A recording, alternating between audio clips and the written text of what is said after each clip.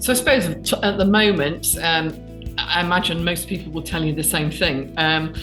So we're obviously 3 years post-COVID, but it doesn't look like we're going to snap back to the pre-COVID position. I think if it had happened, but if it was going to happen, it would have happened by now.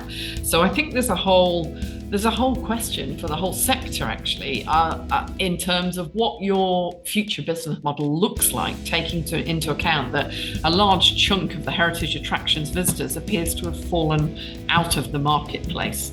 And of course, the whole NHS waiting lists isn't going to help with that, because there's quite a lot of people who now can't get around the way they would have done previously. So the whole, what does the future business model look like, I think, is a really big question for everybody. Now, clearly, right now, the cost of living is a massive, massive issue. And quite frankly, that's not going to go away for the next year to 18 months. So that is a challenge as well, because people's disposable incomes are so affected by everything, by mortgage rates, by energy, food inflation, etc. And of course, as a business, you've also got the double whammy of like the international visitors haven't come back at the same scale as they were pre-COVID, so that's an issue. But you've also got sky-high energy costs. I mean, ours went up by 450%, which is just crippling. And then obviously all of us are dealing with the absolutely necessary increase in the national living wage. But when it goes up 20% in 2 years and a large part of your workforce is on casual hours, that's really cutting your legs off in terms of trying to make any profit. So I think we're being hit from every direction at the moment. And in Kent, we also have the issue of the Dover traffic, of course, which I think is starting to affect the image of Kent as a desirable visitor attraction as well, visitor destination.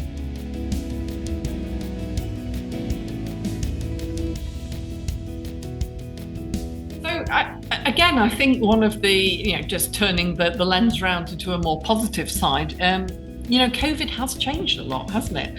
And I think what it has really driven is a focus amongst people of having really high quality, money can't buy experiences with people you love.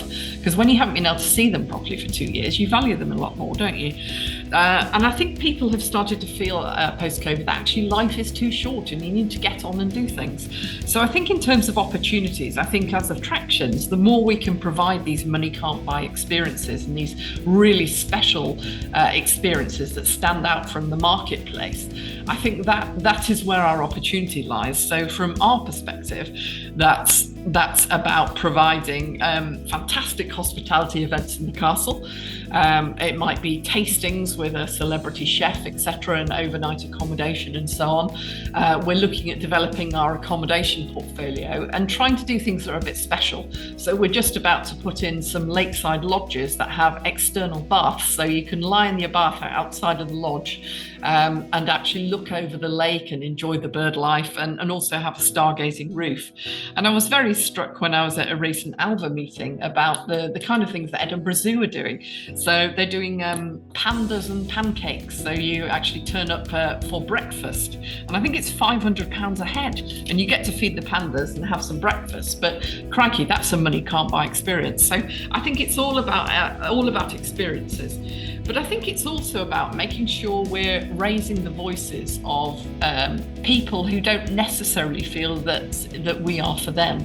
So it's about turning the lens around and telling the non-obvious stories and inviting in populations who may not necessarily have thought the places were for them, but actually there are stories that the place has which would be very, very relevant to them.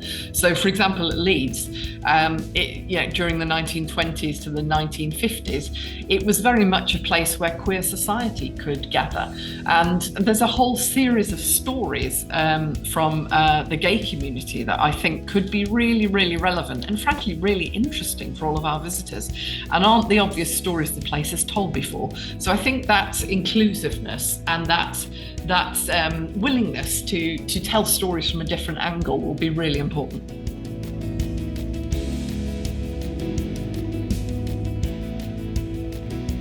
One that I had been looking forward to and I've been to see now is I used to run the Mary Rose, as you may know, and before I left, we were working on a big 40th anniversary Diving the Mary Rose experience, which was completed after I left.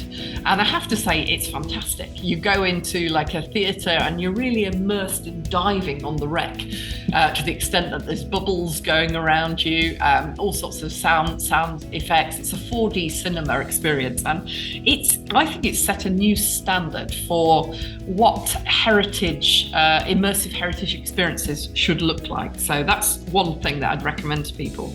I'm personally looking forward to going to see Kensington Palace's Crown to Couture exhibition, which I'm doing in about 2 weeks' time. So that looks really interesting.